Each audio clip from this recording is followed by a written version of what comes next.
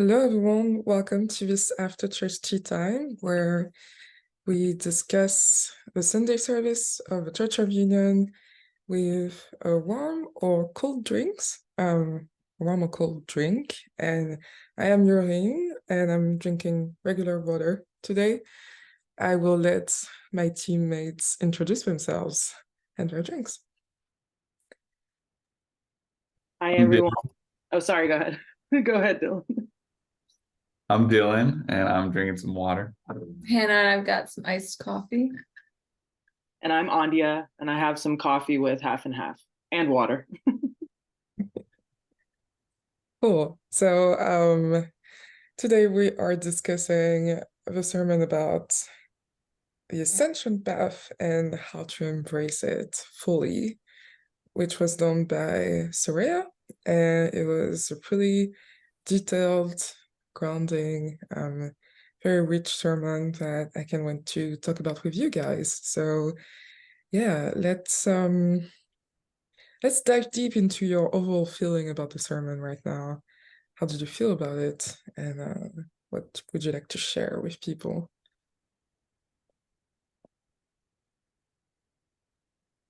Yeah, I felt it was very grounding and comforting and peaceful, and it felt like a shot of, Ascension school or something like that. Like it just felt like a nice, warm blanket, and really distilled like all of the work that we do and that we're doing for ourselves every day, and like what we're doing that for, and it was a beautiful reminder of that. And yeah, and I love how she touched on the basics, and like really brought it back to that, and how that's how you create anything, is just going back to the basics again and again. And it was really beautiful to see that, and how she tied in like just having trust during those difficult times, and like that we were brought to this path that our gurus provided for a reason, and like it is the path of ascension, and it's leading us there, and all we have to do is keep going, keep walking it, and we'll get there. Yeah, it brought me a lot of peace, and it was very it made things seem very simple. I think a lot of the times we can overcomplicate this path, and in general, some people can. It may seem complicated to some people that aren't aware of the ascension and like where the earth is heading. Like as a whole, it's like inevitable that the earth will ascend. It's like it's already happened, and to know that like our process of surrendering to that and like chopping wood and carrying water, like she said multiple times throughout the sermon, just doing the work of the day and being able to like trust that you're doing everything for like a greater purpose is like it's needed. And it's like, and it's okay to accept that like, even though you're just maybe working through blocks all day, or really, just you're still putting you're stepping forward and putting one foot in front of another, and like walking down the path. And it doesn't have to be like complicated. Yeah, I totally agree. I feel like that warm blanket analogy was spot on, because that's what I felt too when I was listening to the whole sermon from the beginning and end. It just felt really comforting and peaceful, and just a really good reminder. For me, I've been going through some like heavy upheaval, just healing through some uncomfortable feelings. And it's like sometimes when you're in it, you kind of forget the bigger picture. So it was a really good reminder for me this morning to just kind of, focus my attention on like the reason why I'm doing all this, not just like this one moment that's going to pass. Like I know it's going to pass. It always passes. So it was just a nice, very timely reminder for me. Yes, I have to agree about the timely reminder. I really appreciate how Sarah's sermon are always about grounding into like basics and reminding ourselves of the purpose of why we are truly here. I can definitely relate to like getting lost in the moment sometimes and getting lost in doing things again and again, because I guess we have never been taught that life isn't about like doing something to get an instant result, or like doing something because you absolutely want to have instant gratification. And I like how she explains the journey, because like for someone who isn't on the path, I guess the journey can seem like very difficult, very alien, almost like counterproductive. Like people can come to us and ask questions like, oh my God, like, is this journey about suffering? Like, how can you do this? Or what are you experiencing? What are you gaining from this? And actually, through this sermon, we can explain to them that, hey, it's the peace that you have in union and harmonious union, the peace that you experience through healing and through like recognizing where true joy is the reason why we do the ascension path. It's a reminder of how life truly is. And I think it's very important to differentiate how joy through the ascension path looks and how joy through the world looks, because she said it perfectly. I think we get into this distraction mode where we actually stuff down our pain instead of looking at it. And so what the Ascension Path does, and what has been given through the Church of Union and through Jeff and Shaleia, is looking at what hurts, looking at what's uncomfortable, and just saying that, all right, I will look at it, it's not pleasing, but at least it's I know that this part, this layer, it's healed for good, And so I wonder, what are your thoughts about like how to explain this to people that are very beginners on the twin flame journey or any spiritual path? Because it's true that lots of people would go through life trying to make do with their situation, and so not really going to the core of healing their upsets. So yeah, how would you explain your personal experiences for these people to understand what it's like? I feel like for me, it's really been a process of like refocusing your attention on the truth, because I feel like so many of us come into this with like all these illusions about who we are and how the world works and what love is. And, for me personally, I started this work because I wanted my man with me. It's like this focus on this other person.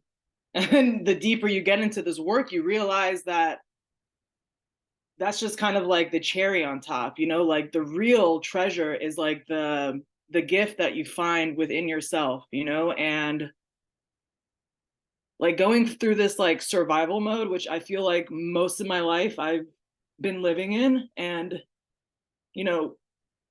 that's where like the refocus is, because when you're in survival mode, all you're focused on is like the outside, like what is happening outside of me, what can I do to make myself feel better, like what can I manipulate outside of me to make myself feel better. And then you come into this and you kind of like stay with those patterns. I'm a little stubborn, so those patterns, like, they keep coming up sometimes. And I've gotten to a point where I just like, I realize like the gift really is all the progress I've made within, like the fact that I don't really, I don't need to like control or manipulate anything outside of myself. Like me just being with me is enough. And I think society doesn't really teach you that. Like from the moment you're born, you're told that like you got to do this, the X, Y, and Z to have these things, you know,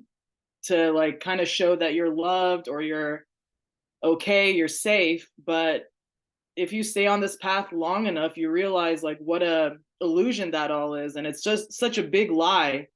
And yeah, it's great to have your twin flame by your side, but really the gift is just like being okay with yourself. Because even if your twin flame is with you, like if you don't feel good here, like that is not going to feel good either. And so I think for me, it's just really been a deep, like gradual process of just like, you know, standing in the truth and like claiming it for myself and really being able to like refocus my mind on like what is actually happening, like what is the actual truth of the work that we're doing. And it's not for another person other than yourself really, but it's not for anything outside of you. And I think you have to really like internalize that first. I don't know if that made sense, but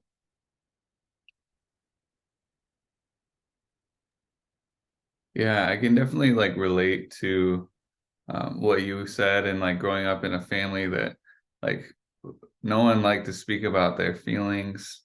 No one liked to bring things to the surface and get through it, and then it would bottle up and it'd be this projection of an argument. And throughout like getting away from that and living on my own and coming closer to God, it's like I found peace within just being with myself and being with God.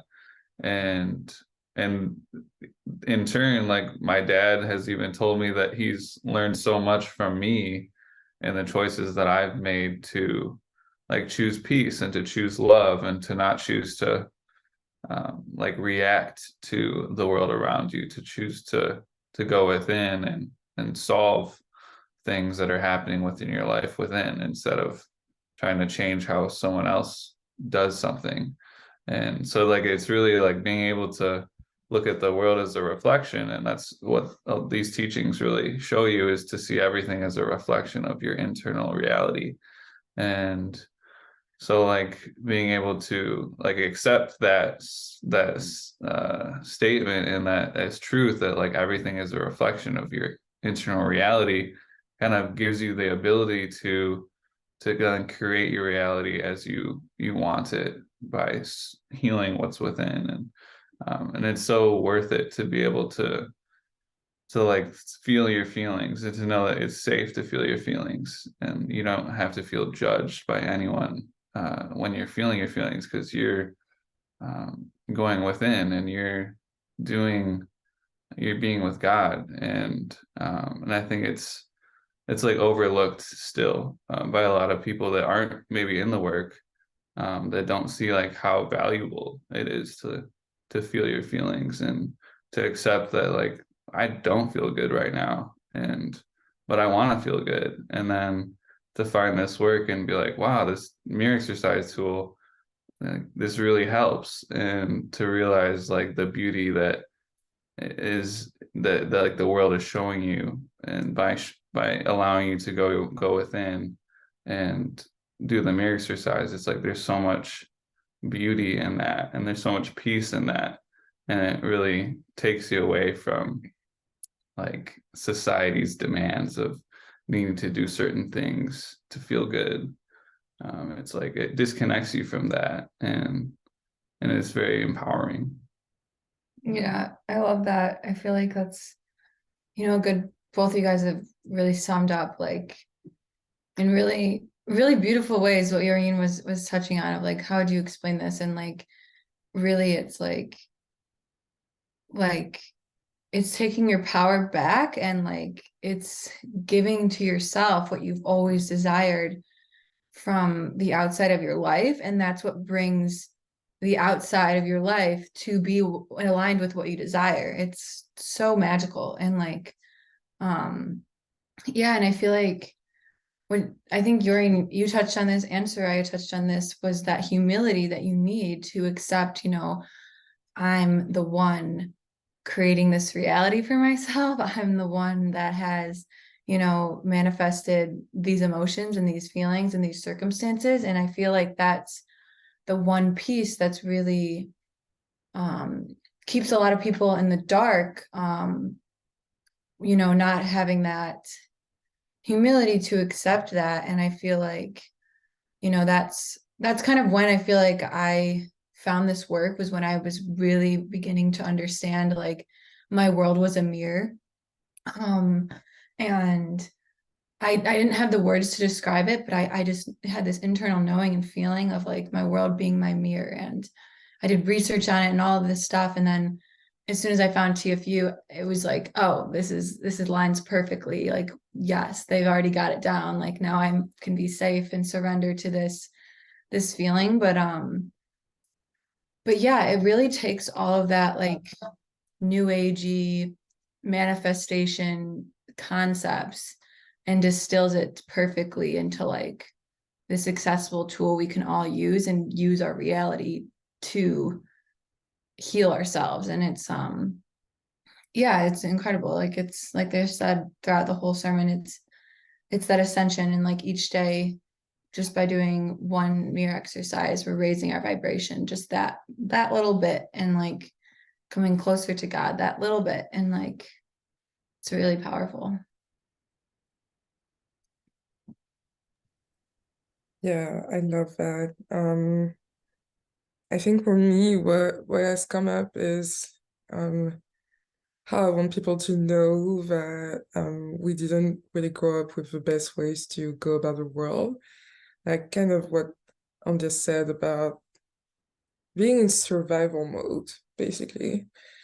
And I do remember that for me, it was like being so stressed out, or like trying to control your reality so much that my family would come up with like 25 plans to go around the problem, and or just ignore it, or just make do and still live outside of that. And yes, they kind of succeed in a sense in not looking at the problem and still leaving, but it didn't feel good at all. And I realized that even though I rejected that way, I was like, I was always the one, and you know, like I guess I would be the black swan of my family, and I think a lot of spiritual people can feel that way sometimes. Um, I was always the one like saying, chill, like you don't have to do 25 plans, like just go through it, you know. But it's still my family, so it's still my primary like social background education, and so I took a lot from them unknowingly. And so when I came into this work, I had a whole lot to like remove, and I'm still removing right now, and I'm proud of myself, but it's a one step at a time kind of journey, and I'm coming out stronger like every day. I'm still learning how my own coping mechanism to like when like my life wasn't super great, or like my family situation wasn't like ideal, I would like distract myself with things. And I find it super powerful that Shaleia just mentioned that you know, there are a lot of distraction in the world, and ego is sneaky in that way and loud, in the sense that you won't have the same distractions as your parents, but you can have distractions as well in knowing things, and unknowingly, I guess I would say. So you really have to be present with your feelings first, and it's always feelings first. And people would say like, well, it's long and it's chop wood, carry water. Yes, but it also gives you that freedom to experience your day and life in the best way possible. So yes, it is work, but also it makes for such a beautiful day after you've taken the time to heal, to feel your feelings, to know you have a purpose. And I think sometimes we get into that frustrated step of like, God or universe, like, what now? What can I do? Like that forceful, like, what can I do? You know? Or we try to test it out, like, okay, I did one mirror exercise, like, now what? But then you realize that when you heal all, you take the time to heal all the layers within yourself, and you have that natural answer that just rises up. And so for me, it's a very big indicator because I am stubborn as well. So like healing first, not getting into frustration, like trying to find answers through frustration. If I don't find the answer easily, it's probably that there's something to look at first. And I like that because in a world where everyone is like, do things, do this, do that, don't stop, like always seek to this next thing that is going to make you feel good. I'm learning this week that, hey, like actually what I need to be doing is maybe not work right now. Maybe what I need is like posing and self-care and a class and connection with people, more than ever before. And I think it's such a powerful way, peaceful way to see life, because you have to have the courage to trust that everything is going to be okay when you let go. And to sum up all that point, I remember, I guess it was last year, there was a sermon from Jose and Michaela, and Jose was talking about his last steps before harmonious union.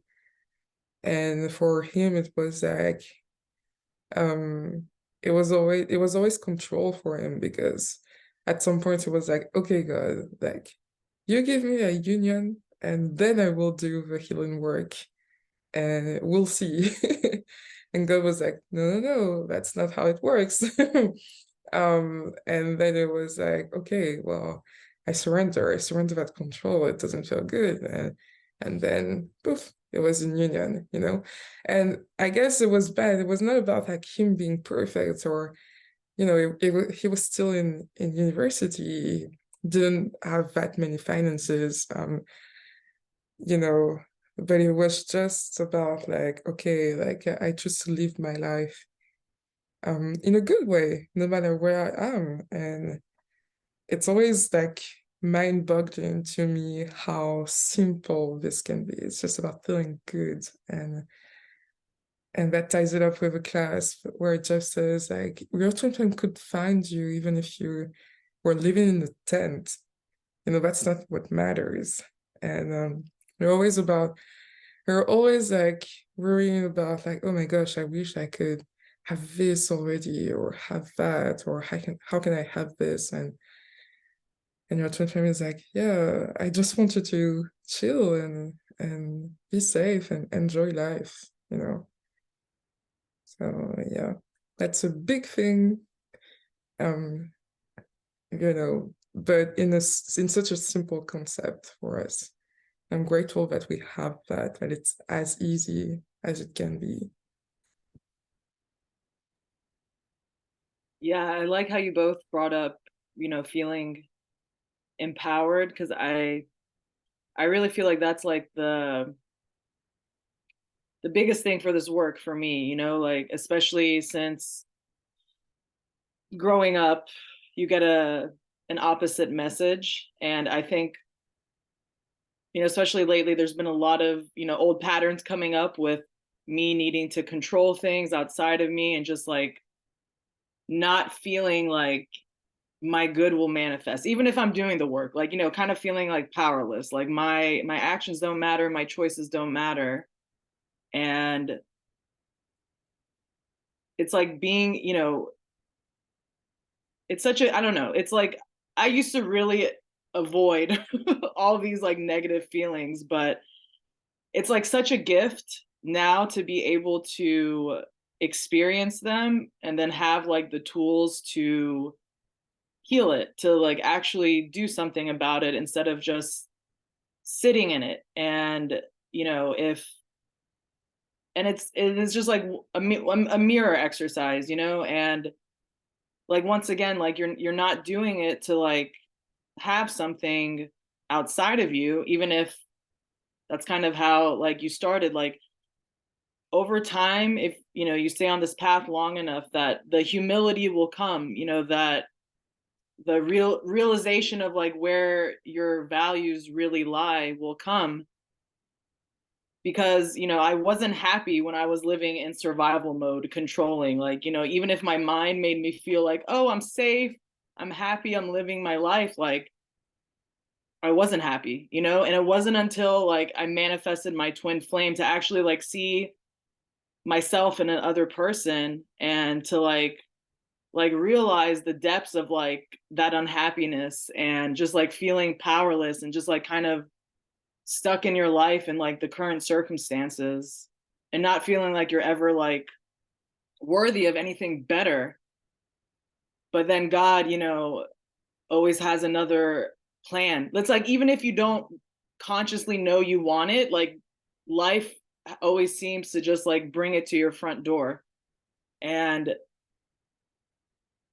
like I think the biggest lesson for me is just like realizing how much power there is, and like not needing to figure things out, and just being like at peace, and how much life like will bloom for you in like in such unexpected ways when you can like be in that state. And I think initially, like when I actually met my twin flame physically, there was so much of this like like almost like denial sort of thing, because I still was not fully feeling my feelings. I wanted to be like, oh well, you're unhappy but I feel fine.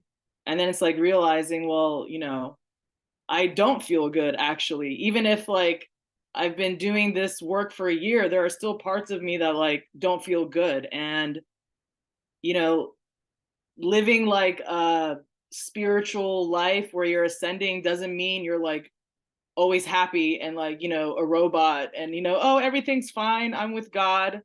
And it's such a freeing thing to just, like Dylan said, to just admit that you don't feel good and things are not feeling good right now. And I feel like so much has opened up for me with just being honest with the fact that like there are places in me that like don't feel good and haven't felt good for a really long time. And it's like it's time to like do something different. And it's such a blessing to like know kind of what to do, which is always, goes back to the mirror exercise.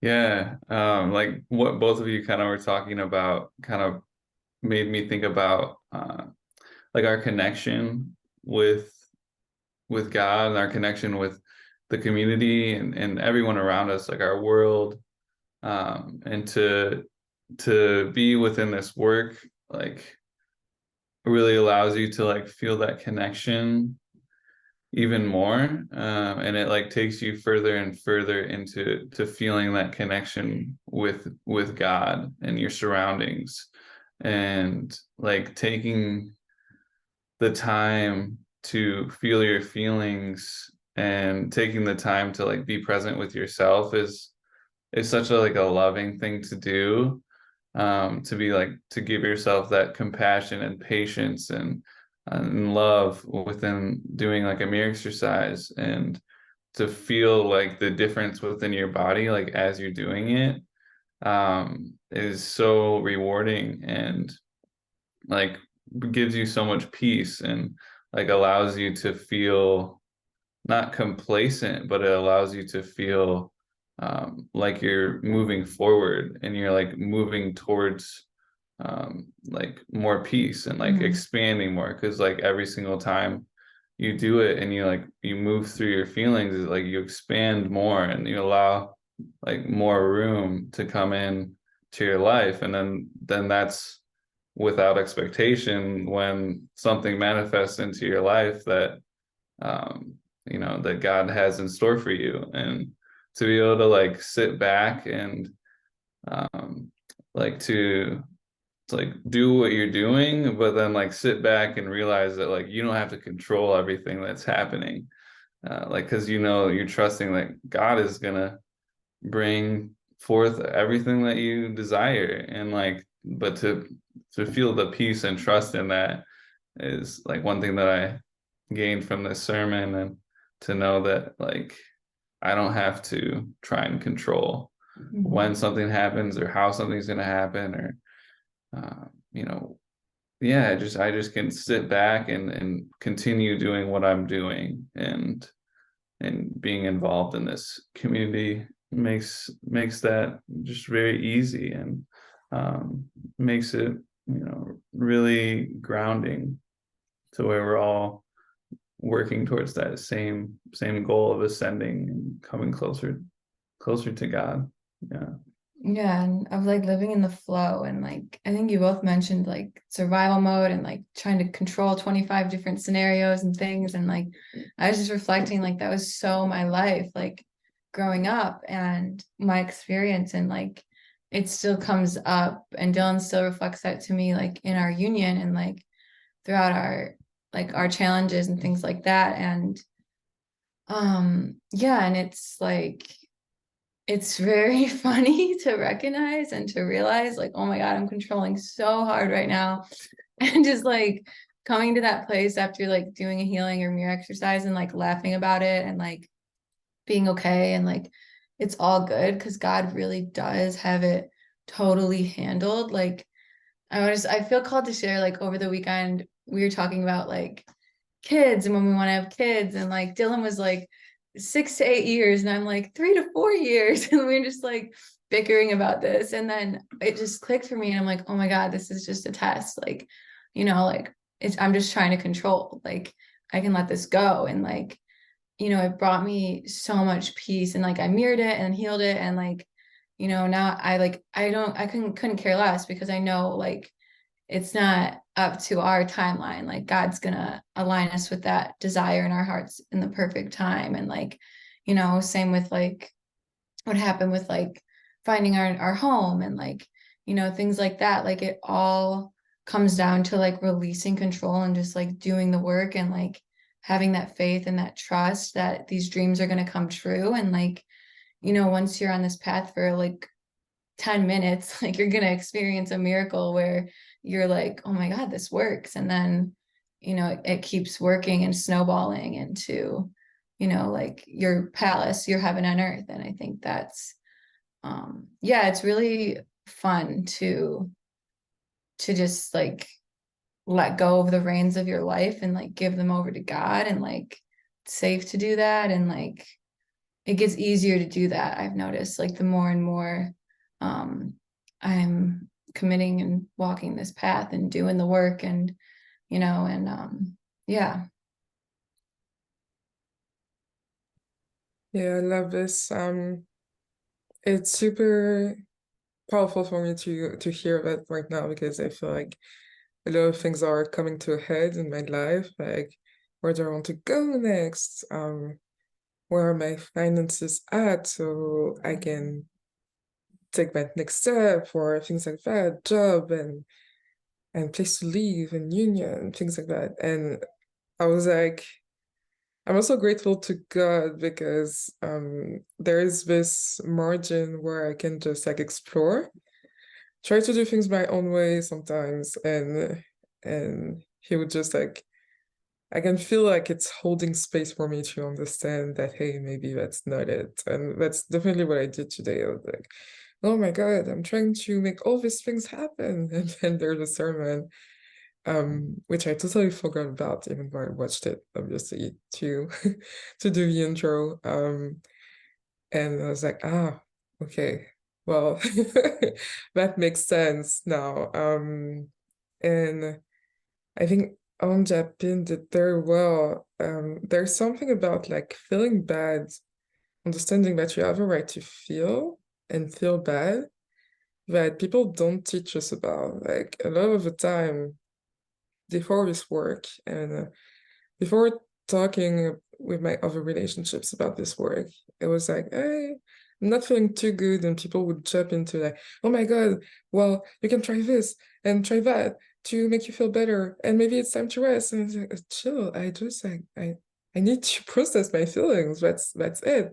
And now that I explained it to people, they're like, oh, okay, well, that can be as easy as that, and they can understand through I guess, the miracles and progression of my life, that it's not so bad to allow yourself to feel these bad feelings, because you don't stay in them. It's actually very healthy. There's something else as well about, like, when I'm socializing with people, filming myself on content, or like teaching kids, because I teach kids music at school. There is this tendency to maybe like put on this mask, and I've talked about that with my colleagues. There's this mask of like, you must be energetic and joyful so that they can take from that energy and joy, and they're always like, almost apathetic teenagers. So you have to like hold the energy in the room. And this past 2 weeks, I was like, actually, you know what? I'm going to say, hey, maybe I haven't had the greatest day, but I want to communicate with you. I want to exchange. I want to have good memories. I want us to have something that's interesting. And they're more vivacious because of the fact that they see me as human. And I've always felt that, but applying it in this new way is so life-changing. It's like they see me as human, and I can feel my feelings while I'm in the class or filming myself. Like, I don't have to pose feeling my feelings to do other things in life. And I'm still learning that, but I feel like it's so powerful. And it's like this thing of like, hey, do you want to get through the day and survive, or do you want to the long-term thing? And maybe it's not easy to do at first, but like that's a way to do that. And I just love how Shaleia is just like reminding us, like, hey, do you want the long-term thing, or are you still holding on to the short-term things? And it's good because it's like, it's not, she doesn't say that in a way of like, you have to reproach to yourself, like you have to judge yourself for not making that choice. You can just make a different choice right now, and it's life. You make a different choice and you heal, and you make a different choice and you heal. And it's very mundane, it's very, I guess, domestic, but it's very nice. It gives way to so many miracles, and your dream life being realized. And I just love that. Like, it's living. That's basically that. It's living.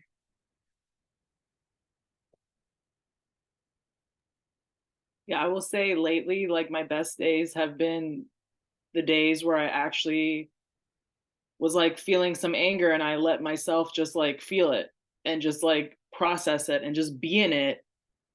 And I think for a long time I wasn't even like fully feeling the depth of the feeling. Like I would just like feel something and like, oh, I got to do a mirror exercise.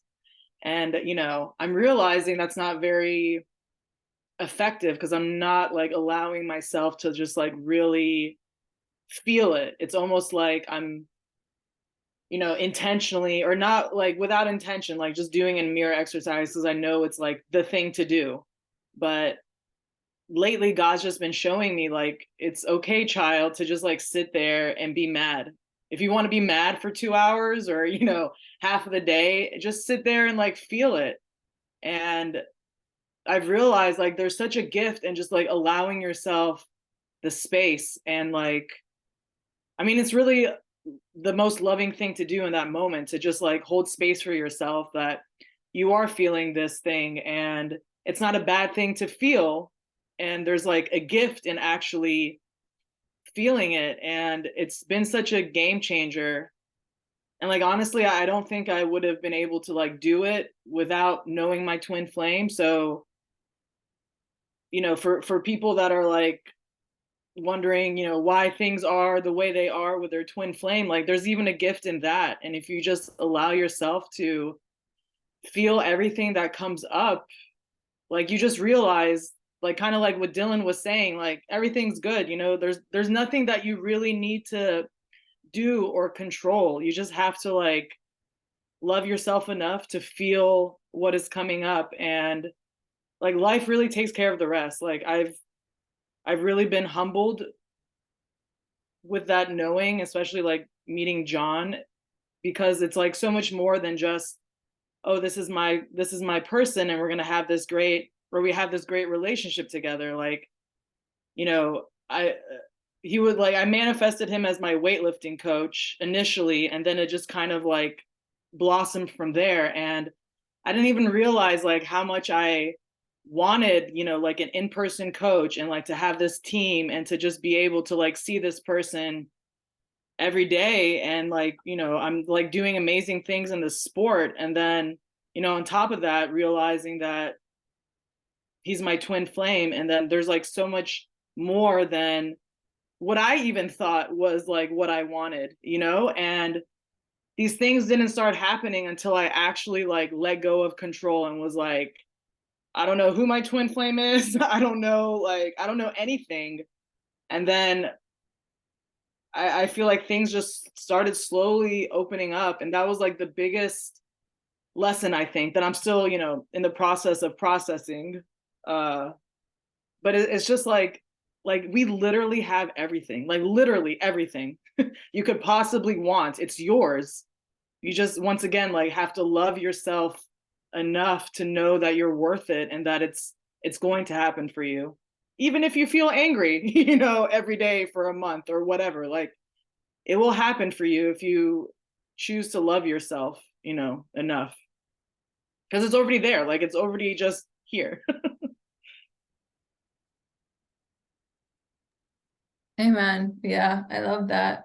It brought so much warmth to my heart, and like it's so true. Like everything that Jeff and Shaleia talk about is, it's like it's already ours. We're just coming into alignment with it, and like, you know, there's nothing that can really hold us back from that desire manifesting. Like, we've made the choice, it's happening. And you know, like, I love that you said that too, about just like giving yourself permission to feel the feelings, and like be in that place. And like, you know, yeah, I feel like that's really powerful, and can oftentimes probably accelerate the journey when you like give yourself the chance to feel contrast. And then, you know, when you do get that healing, like it brings you to that peace. And you know, I think it's really beautiful. I've been definitely leaning into that strategy a bit more too lately, and just letting myself cry and feel and like express, and not holding back. And then it's like, and then I'm healing it, you know, after that, after however long that wave passes. And like, you know, I found it to be, yeah, it really has been helping me with, I feel like, my own confidence, because it doesn't feel like my world is crashing down if I'm upset, or if I'm angry, or if I'm crying. Like, it's just part of the process, and part of like this ascension journey. And like, you know, it's fun to feel feelings. Like, you know, it's like, it's beautiful and makes us human and divine. And Yeah. I love it. Yeah, I love what you said, Irene, about like being in class with your kids and being able to just be human and show your feelings. And that's so, like, that's such a positive reinforcement to them, and to be able to know that it's safe for them to feel their feelings. And I think that like it's essential, like as we, you know, move forward in this journey of ascension, like being able to show kids that they can feel their feelings, and that it's okay to feel your feelings, and teaching them, you know, the mirror exercise at a young age, and being able to like teach them how they can move through their own feelings. It's like, that's such a like a beautiful way to allow kids to feel their emotions, and to move through them, and like feel the difference from before and after. And it made me think of Mr. Rogers, this documentary we watched on Mr. Rogers, and like just how like he never tried to put on a mask, and he realized the difference between putting on a mask and like being eccentric with these kids, and then the opposite, really just being himself and connecting with them in a way that was grounded and peaceful, and just like seeing them for who they are, and not trying to to make them feel a certain way by putting on a mask. And I think it really, like, it's so important to just do that with yourself too, and do that with the world around you, and just to be yourself and be confident in being yourself, and knowing that, like, you don't have to feel any one specific type of way to manifest your twin flame, or get a certain job, or move to a certain area. Like, you don't have to be feeling like a certain type of way for that to manifest into your life. You just have to feel whatever it is you're feeling, and then hand it to God, and trust. And the sermon really spoke to me on trust, and just being able to trust God in this journey, and finding peace in that trust, and really like handing over control. Yeah. Yeah, that's beautiful. And yeah, I really love that. And I guess, as Hannah was saying, you don't have to feel a certain way, because what you desire is already yours. Like, it's already ours. And when you know that, such a groundbreaking shift to how you envision life. And I think that's beautiful. Also, with the kids, I feel like, being a teenager is not easy. Like, especially now that everyone has social media, they're always asked to take a stance on things, like have opinions. Like, we are asked that, like, to take sides in any matter, any form, in life, in the news, and everything that's going on in the world. It's even worse for them, and they have this conditioning of their family, and school maybe sometimes tries to condition them, and for some of them it's kind of discouraging, and they try to put on that tough facade, or like they feel awkward every time, like, people express vulnerability.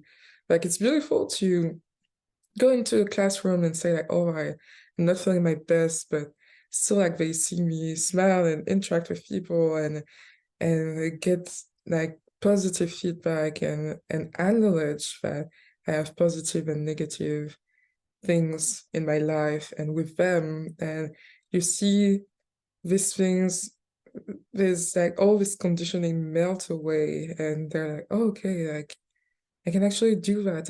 I'm allowed to do that. And I think it's the same for how you show up with all of your relationships, with your clients on social media. Like, people are so attracted to putting on a facade, and then when it's not going well, like, everything crumbles down to the floor. And I think that's what we're healing, as Hannah was saying. Like, not feeling like you're in a cataclysmic event every time you have, like, big upsets, but, like, imagine, like, how these kids and other people, and as Dylan was saying, like, our parents can feel, and what they can take from us when they see, like, okay, like, it's not rainbows every day, but our life is changing, and we're very, like, transparent and vulnerable about that, and it's so beautiful. And it doesn't give us any instant gratification, but long term, like, my God, like, the results that we have are just so impressive. And I think people do see that, they're not blind. So I think it comes back to that courage and trust, and having the courage to stay the course and stay the path, and knowing that you're bringing that light into your life, but also you're bringing that light for other people. That is so beautiful. And as well, about, like, wanting to be with our twin flames, I guess Soria did say that it's not about just having a date with your twin flame, and she was saying that in the sense of, like, instant gratification and the ascension path. But I think the other side of things that we could explore is that we have desires, And our desires, not only are they meant to be true, but also like God has so much more in store for us just because we're us, we're our natural divine selves. So much more in store for us, because of our desires, and it's like 10 times bigger and more beautiful than our desires, and it's not going to happen in any way we could ever imagine, but it's still going to happen.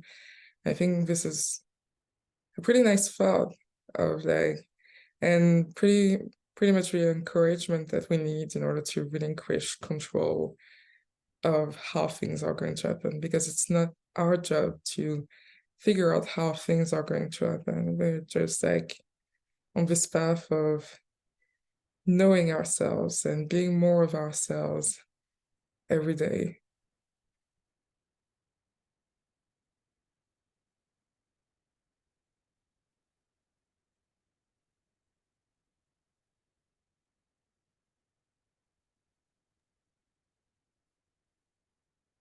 Anything to add? I loved what you said. It felt like the perfect little bow, you know. Yeah. It felt great. Yeah. Beautiful.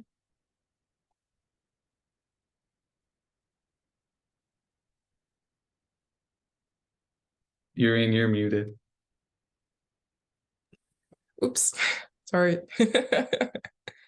Thank you. And yeah, I was asking if you felt like we've covered everything and we're coming to the end of the discussion. Yeah, I feel complete. I think that you really tied everything together, and yeah, I feel complete. Yeah, this is great. Yeah. Was, It agree. was... All right, thank you. I agree. This was great. Very, very in-depth discussion. Thank you to everyone who watched us live and everyone who is watching us from YouTube. If you like that kind of discussion and other things that we post on our channel, don't forget to subscribe and like this video, and we'll see each other next week for the next Sunday sermon. All right, thank you.